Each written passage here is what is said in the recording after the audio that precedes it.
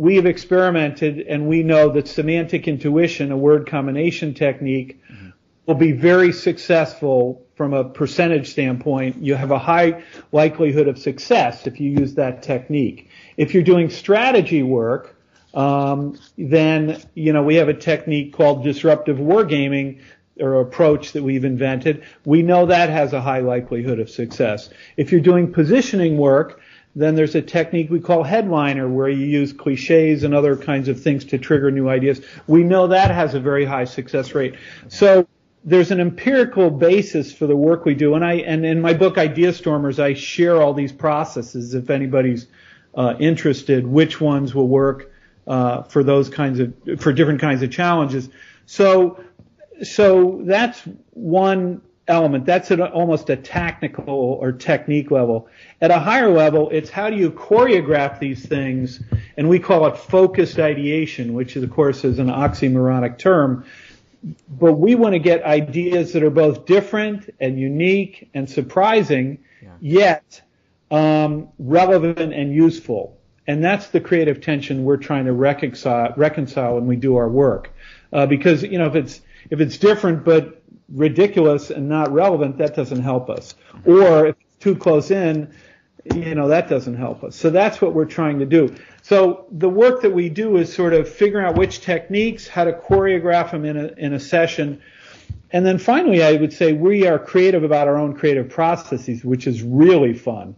So we're always inventing new approaches, where it's disruptive wargaming or global virtual ideation or trade link, or all different approaches to help companies deal with these challenges. If you want, I could talk a little bit about design thinking, because that's become so hot. IDEO was, the one that sort of created that term. It's nothing new, but they were very smart in how they packaged what they were doing. The key to it is, one, to get consumer input. Another is to do it quickly, sort of minimum viable product stuff, the lean innovation stuff. And then to do it iteratively. So you're constantly coming up with design ideas or prototypes. You're showing them to consumers. You're getting feedback, and you're doing that iteratively. And I would dare say most innovation agencies, including ours, Growth Engine, has some version of that and has been doing some version of that for many, many years. But their reputation as, brilliant design thinkers, they sort of integrated that and called it design thinking, and it was a very smart, to me it's a very smart packaging idea, or marketing idea, or positioning idea of the work they do. Oh yeah, definitely. Because they pretty much are synonymous with that nowadays. With your second book, Idea Stormers, what made you want to write that book, or decided to write that book? Well, that was because if you look at the history, I wrote 99% Inspiration in 93, and here it was almost 20 years later that I wrote Idea Stormers. I wrote it, first of all, I wanted to see what it was like to actually go through the process of getting an agent, writing the proposal. The proposal was almost 100 pages, which is ridiculous, right? Selling it, getting it advanced. I was interested to see the process rather than just being asked to write the book. And so I did all that, and that was was fun to see. My agents are great. But the reason, what was behind it was I now had 20 years of original stories and techniques and empirical evidence about our work. And the book, it's really targeted for big business. I mean, we've worked with Fortune 500 companies or medium and large companies, but I knew it would have advantages to smaller companies who couldn't necessarily afford our fees, but could really use these techniques. And so that was part of the motivation, is to share this stuff with the world, because, my work on this planet, I hope it doesn't sound too grandiose, but it is to really popularize the structure of creativity. And so that was part of the impetus for writing that second book. Sure. And then a couple of years ago, 2015, so 3 years ago, you wrote 21 Days to a Big Idea.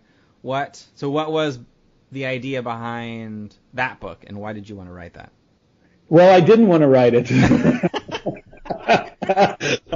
because I had written the other one and it was really hard. Yeah. It was a lot of work. And so, but what happened was, there's a lean innovation guru. His name is Bob Dorff. He teaches entrepreneurship at Columbia. He wrote the book with Steve Blank, another lean innovation guru, the Startup Owner's Manual. Bob is a friend of mine. We both volunteer for the homeless shelter in Stamford, Connecticut, and I've known Bob for a long time, and he's a great guy. Well, he came to me and he said, my students at Columbia and also in Moscow at Skolkovo University, they're great, they're brilliant kids or younger people, but their ideas in general are pretty bad. Ideas aren't so good for these ventures. And he'd say maybe 1 out of 12 of these ideas, 8% or what, is any good. Can you come up with a process to help them get better ideas? Mm-hmm. And I said, let me think about it. So I was going on vacation. I thought about it, and I decided what I would do is I'd give myself the challenge of coming up with a big idea every day for 30 days. Mm-hmm. In the process of doing that, a big idea for a new business, a new product, an invention, because I wanted to walk the talk, right? Yeah. And so I decided I would do that experiment, and in the process, watch my own process as to how I did that, and then formalize that in the book. Mm-hmm. And ultimately what happened. And you'd say, well, why wasn't it 30 days? Well, I stopped after 21 because it was really hard. but I said 21 is probably good enough. Yeah. And when I wrote the book, and there's, you've seen 21 Days to a Thinner You, and everybody has this magic 21-day thing. And I said in the book, well, you can get a behavior change, and research has shown that you can blah, blah, blah with 21 days. Yeah. And of course, my editor said, what research? And I'm like, ugh. So I had to research that. Where that came from was actually Maxwell Maltz, who wrote Psycho-Cybernetics. He found that when his patients, he was a doctor, experienced the phantom limb from amputations, mm-hmm. that tend to go away after 21 days. And so that's where that 21 days came from. Oh, interesting. Because change really, if we're honest about it, might take 80 to 90 days, 88 to 90 days. Right. But 21 days, I couldn't be 80 days to a big idea. It's 21 days to a big idea. Yeah, it's better marketing with 21 days. No one wants to wait 80 days for anything. And frankly, if you get a big idea, if you have 21 big ideas to choose from, you're going to have a big idea, a real big idea in there. So that, so it kind of works. Yeah, definitely. Do you mind going into a couple of strategies that you teach people on how to come up with big ideas? Because I have a lot of college students who listen to this podcast, so I'm sure they would love to hear at least one great takeaway. Well, one takeaway is to spend $9 or $10 or $12 and buy the book. That would be no, I'm kidding. But in the book I have, as I went through this, one of the key tenets of coming up with an idea is stimuli, right?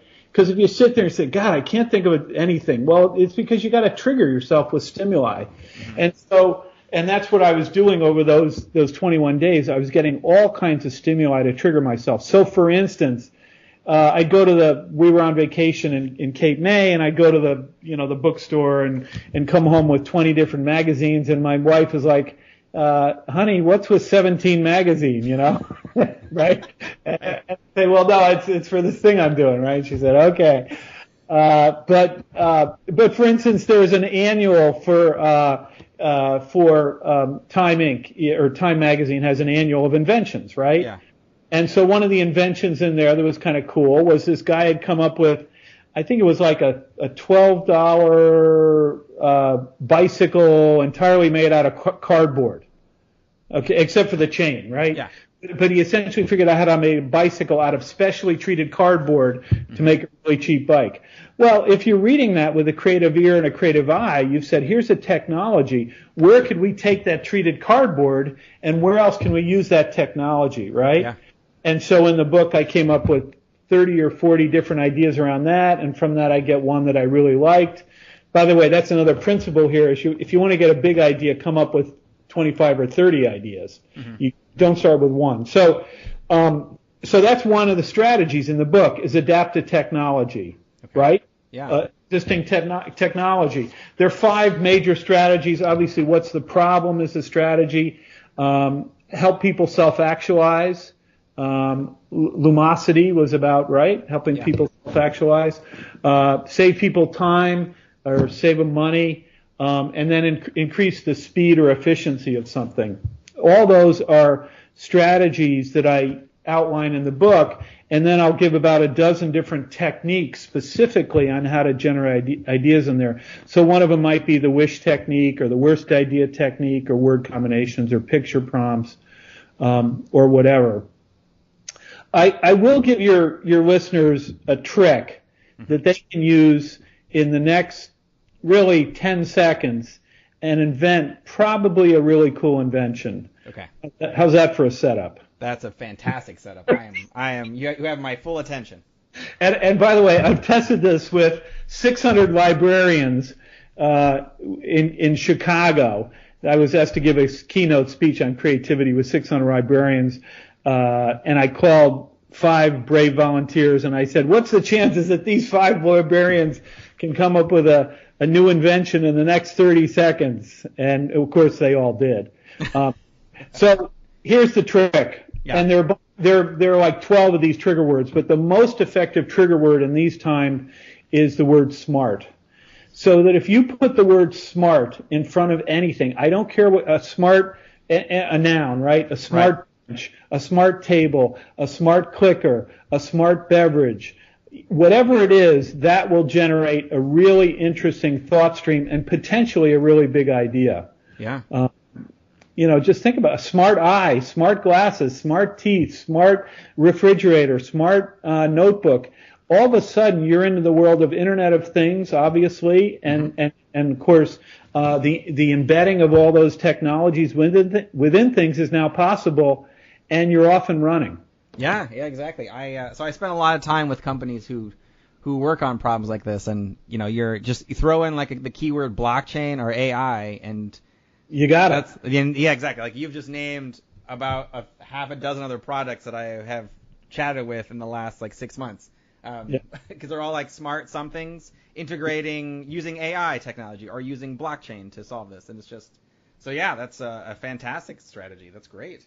Well, I mean, Verizon, they and I mentioned this in the TEDx talk. They're talking about smart asphalt. Well, what is that? Well, it lets you know wear patterns. It lets you know where holes might occur. It gives you directional, et cetera, et cetera. So it doesn't matter. You can apply it to anything. Yeah, exactly. And I work with a lot of construction companies because I work for a software company that does that. And so it's smart buildings, and how do buildings tell you exactly like what's happening and what location, and they use the term BIM a lot, which is building information management, but that's exactly what it is. It's a smart building.